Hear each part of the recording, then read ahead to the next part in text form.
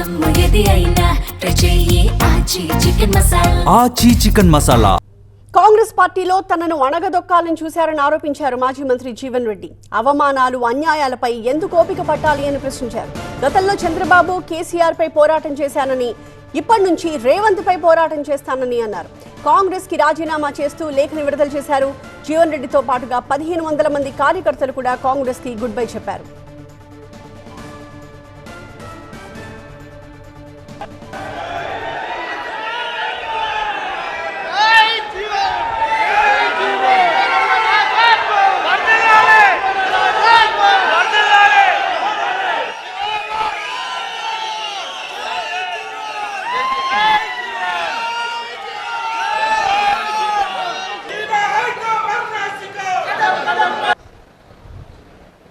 దయచేసి నేను మరొక్కసారి నేను సమర్పించబోతున్న రాజీనామా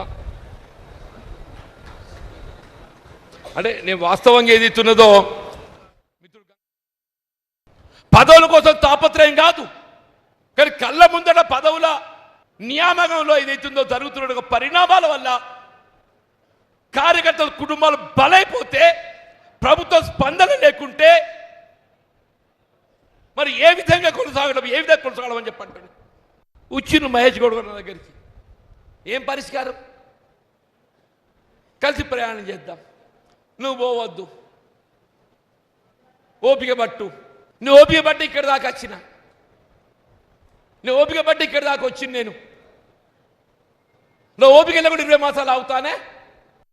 నా తోటోడు కుటుంబ సభ్యుడు నడి బజార్లో ఏదైతుందో హత్య కవింపబడితే ఓపిక పడతానే.